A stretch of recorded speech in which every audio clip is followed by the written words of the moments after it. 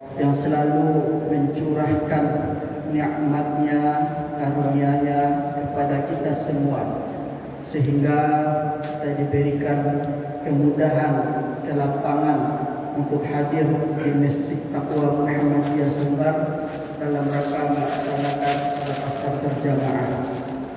Salawat dan salam tidak lupa pula kita panjatkan buat junjungan Nabi kita Muhammad sallallahu alaihi wasallam.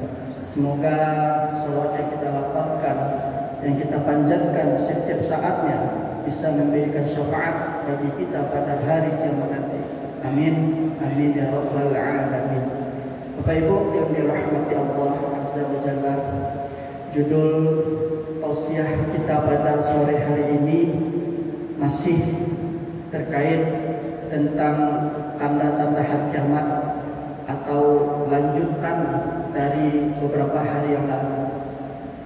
Di hari yang lalu atau beberapa hari yang lalu kita sudah membahas tentang 3 tanda-tanda hari kiamat, yaitu wafatnya Rasul, penaklukan Baitul Maqdis, kemudian tersebarnya wabah penyakit.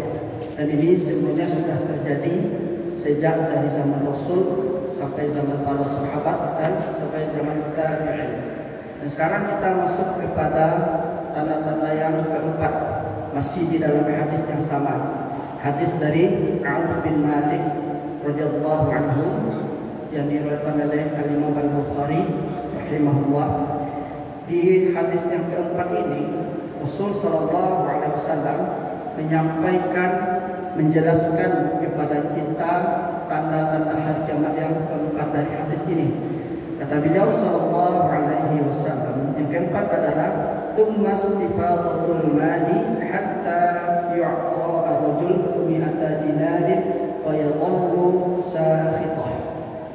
Kata Rasul sallallahu alaihi wasallam, tanda-tanda hari kiamat itu adalah berlimpahnya harta atau banyaknya harta. Kemudian kata Rasul SAW, sehingga seseorang diberikan harta tadi yang melimpah tadi itu, dia tidak cukup bagi dirinya, masih kurang. Meskipun diberikan 100 dinar, masih tidak cukup baginya.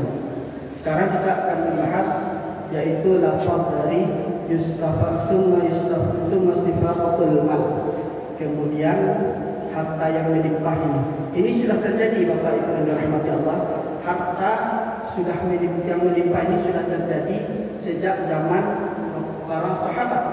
Setelah para sahabat menaklukkan beberapa negeri di dunia ini, kemudian berhasil menaklukkan negeri tersebut, lalu diambillah ghanimah dari orang kafir, dikumpulkan. Lalu setelah itu dilanjutkan di zaman Umar bin Abdul Aziz. Jadi di zaman Umar bin Abdul Aziz itu harta melimpah, sehingga di dalam sebuah riwayat disebutkan ketika seseorang diberikan zakat di zaman Umar bin Abdul Aziz itu, semuanya rakyat yang ada menolak karena sudah cukup dengan harta yang ada pada dirinya. Bahkan Khalifah Umar bin Abdul Aziz mengatakan, siapa yang fakir maka silakan ambil zakat di Baitul Mal. Siapa yang ingin menikah maka silakan ambil harta atau zakat di Baitul Mal. Siapa yang memiliki kekurangan dan butuh maka pergilah ke Baitul Mal.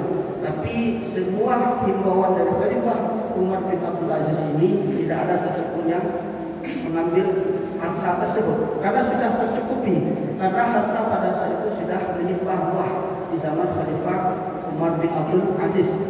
Meskipun beliau memerintah lebih kurang 2,5 tahun, tapi rakyat di kala itu di zaman beliau menjadi makmur dan sejahtera masyarakat muslimin. Kemudian dijelaskan oleh para ulama yang harta melimpah itu sudah terjadi. Itu zaman dahulu sudah terjadi. Lalu akan terjadi lagi harta yang melimpah itu di antara turunnya Nabi Isa alaihissalam dan datangnya Imam Mahdi. Jadi nanti ketika di akhir zaman turunnya Nabi Isa alaihissalam dari langit, kemudian munculnya Imam Mahdi dari daerah timur, maka itulah harta kembali akan kembali melimpah ruah, sehingga sebagaimana yang terjadi dahulu maka itu juga akan terjadi di akhir zaman nanti, Bapak Ibu yang dirahmati Allah. Jadi dari lafaz hadis ini bisa kita pahami bahwasanya harta milipat itu sudah ada di zaman dahulu dan akan terjadi lagi di akhir zaman. Lalu hatta yuqtar rajul mi'ata dinarin wa yadhallu sakhitan. Akan ada nanti orang tidak puas diberikan 1.100 dinar, tidak puas dengan harta tersebut, maka merasa kurang dan pengen tambah lagi. Dan ini akan terjadi nantinya yang masyarul muslimin. Dan ini adalah tanda-tanda di hari akhir, tanda-tanda dari hari kiamat nanti yang masyarul muslimin. Lalu kata Rasul sallallahu alaihi wasallam, "Tsumma fitnah la yabqa baitun minal Arab illa dakhalathu." Kemudian akan munculnya fitnah. Fitnah itu adalah ujian atau cobaan yang tidaklah tersisa di rumahnya kalangan orang Arab, melainkan fitnah itu akan masuk ke dalamnya. Lalu apa makna dari hadis ini, Bapak Ibu yang dirahmati Allah? Hadis ini disyarah, dijelaskan oleh ulama kita. Maksudnya adalah wasaidul a'lam. Maksudnya adalah media massa, TV, HP dan yang lainnya. Itu akan memasuki rumah-rumah kaum muslimin dan akan menjadi fitnah. Dan ini sudah terjadi, Bapak Ibu yang dirahmati Allah. Dan kita melihat bagaimana orang tersibukkan dengan HP, sosial media, sehingga orang lupa beribadah kepada Allah Subhanahu wa taala. Ini yang dimaksud oleh Rasul di hari kiamat, menjelang hari kiamat nanti akan ada fitnah yang masuk ke rumah-rumah orang Arab. Maksudnya sini adalah selain orang Arab, yaitu kaum muslimin keseluruhannya. Dan dijelaskan lagi oleh para ulama, maksudnya dalam wasailul a'lam, media massa, media elektronik, internet, HP, YouTube dan yang lainnya sudah memasuki rumah-rumah kaum muslimin, sehingga kaum muslimin terfitnah di dalamnya.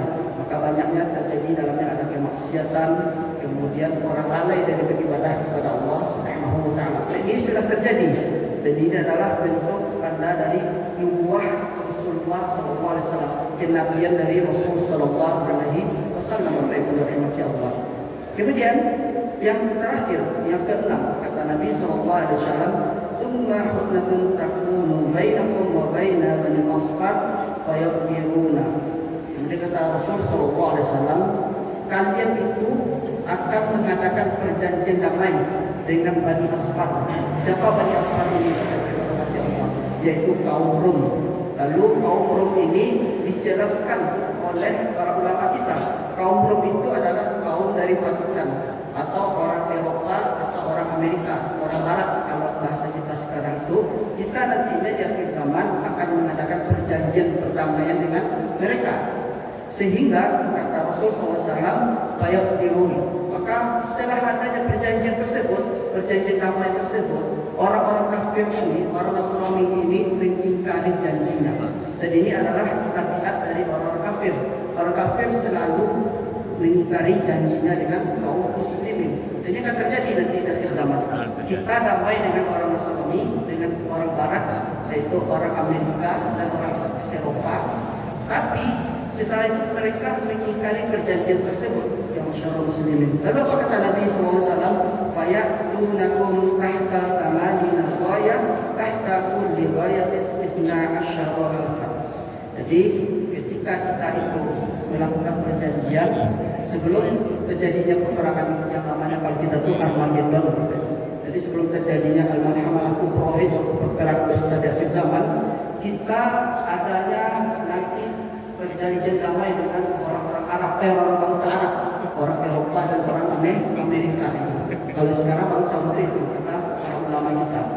Jadi kita mengadakan perjanjian, lalu mereka mengingkari, sehingga mereka mengatakan salah satu dari mereka, salib telah menang katanya. Lalu dengan ucapan dia mengatakan salib telah menang tadi itu, maka kaum muslimin ada yang marah, itulah orang kafir Nasrani tadi, sehingga mereka melakukan perkumpulan untuk menyerang kaum muslimin. Bayangkan di akhir zaman nanti satu panji, satu militernya itu ada 80 pasukan. Jadi satu pasukan itu berisi 12.000 orang. Itu yang akan kita lawan nanti di akhir zaman. Jadi satu panji orang kafir itu ada 80 orang. Jadi satu panji itu ada 12.000 pasukan isinya. Dikali ada 12.000 kali 80. Itu nanti musuh yang kita hadapi atau musuh yang akan dihadapi oleh kaum muslimin di akhir zaman nanti, yang masyarakat muslimin. Tapi setelah itu, setelah orang kafir Nasrani tadi itu berkumpul melawan kaum muslimin, para ulama, sebagian para ulama menjelaskan, maka akan muncullah pasukan yang terbaik setelah itu, yaitu pasukan yang di bawah pimpinan Al-Mahdi atau Imam Mahdi. Maka setelah Imam Mahdi muncul, Khalifah muncul, lalu setelah itu mereka hancur, kalah. Setelah itu turunlah Nabi Isa alaihissalam dari langit, dan Nabi Isa alaihissalam turun dari langit pada waktu subuh, tepatnya di masjid di Bani Umayyah, namanya Masjid Putih atau Menara Putih yang sekarang ada di Damaskus di Suriah. Kalau Bapak Ibu pergi ke Suriah, lihat ada Masjid Putih, Menara Putih, itu nanti tempat turunnya Nabi Isa alaihissalam di akhir zaman. Lalu Nabi Isa ini turun dengan dua malaikat, yang mana rambutnya itu hitamnya berkilau, kemudian warnanya lebih warni kasturi, setiap orang bisa menciumnya. Dan turunnya Nabi Isa alaihissalam ini di waktu subuh. Dan ketika waktu subuh Nabi Isa, lalu di waktu subuh tersebut Imam Mahdi sudah menjadi imam. Lalu dipersilakanlah Imam Mahdi mempersilakan Nabi Isa alaihissalam untuk menjadi imam. Lalu Nabi Isa alaihissalam mengatakan telah dipilih seseorang untuk memimpin dunia ini. Lalu Imam Mahdi mengimami Nabi Isa alaihissalam beserta kaum muslimin. Setelah selesai dari itu, setelah selesai sholat subuh, kaum muslimin menghadap di pintu. Maka ketika pintu itu dibuka, muncullah Dajjal dengan 70 orang Yahudi yang akan menyerang kaum muslimin. Itulah diantara kejadian yang ada pada hari kiamat nanti, Bapak Ibu yang dirahmati Allah, sebagaimana yang disampaikan oleh Rasul sallallahu alaihi wasallam dalam hadis Auf bin Malik yang diriwayatkan Imam Bukhari rahimahullahu taala.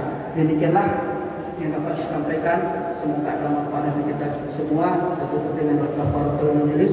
Subhanaka wa bihamdika asyhadu an la ilaha illa anta astaghfiruka wa atubu ilaik. Assalamualaikum warahmatullahi wabarakatuh. Waalaikumsalam.